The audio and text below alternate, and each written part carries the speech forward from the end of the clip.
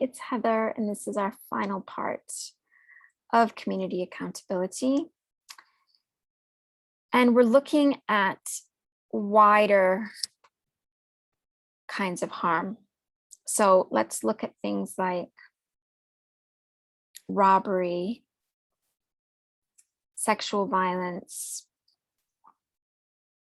fossil fuel companies, tobacco companies, corruption, negligence around how the pandemic was handled. All these things are big, really big things. How do we hold people accountable? So I'm going to put up the reparations framework for you again. I invite you to pause.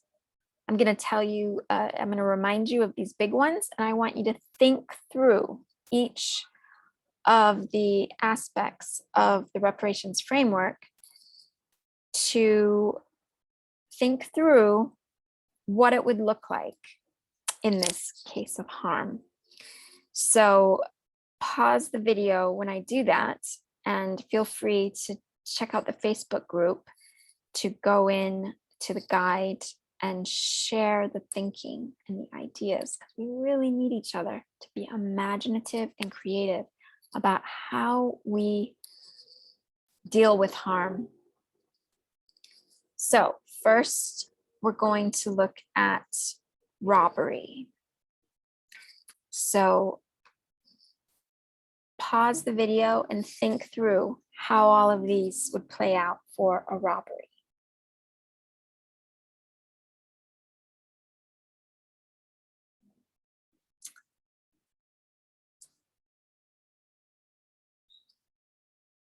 And then I invite you to do the same. Think about sexual violence. You can think of it, what happened with the gymnastics coach in Michigan, kind of long-term structural conditions in place.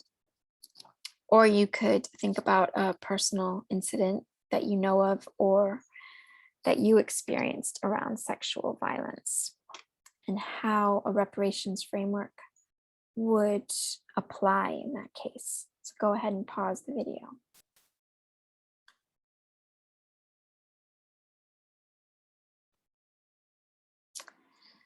And lastly, or not lastly, let's do two more. Think about fossil fuel companies and how, for example, Shell Oil knew the harm it was causing decades ago. What would a reparations framework look like in that case? Pause and have a think, and then I'll give you some thoughts as well afterwards. So for fossil fuel companies, we might say compensation to people who've been displaced due to climate change, due to ecological destruction for the fossil fuels. Compensation for the families of people who have died through climate change disasters. Restoration could be actual restoration of ecosystems. Restoration would include relationships. So it's how would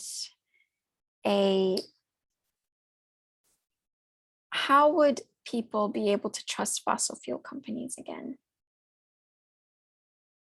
And that's a big one. And it could be that only would happen if in the repair, the compensation for pain and suffering, the companies go out of business and lose money. Shareholders lose money. This is them losing their power and privilege to compensate for what's happened. All of those resources being moved to compensate people who've been hurt and who've suffered. So restoration would be, okay, relationships with corporations, now we know they can't get away with stuff, that they lose their money and their power by doing this. Maybe it's something to do with restoration of our faith in politics. No, we might argue that the system is set up in such a way that there's no incentive for politicians to act in a way in which we can have faith in them. But if you're not on that side and you think it's still possible, you might say, well, seeing politicians act on behalf of the people against fossil fuel companies would be a way of restoring our faith in the political system and in the behavior of public servants. Acknowledgement would be a fossil fuel company coming out and admitting all the harm they did and all the ways that they covered it up and the amount of money they spent in circulating disinformation about climate change, etc. Cessation would mean stop burning the fossil fuels. Now, it might be more complex than that, but it would have to be clear that, well, the companies have gone out of business.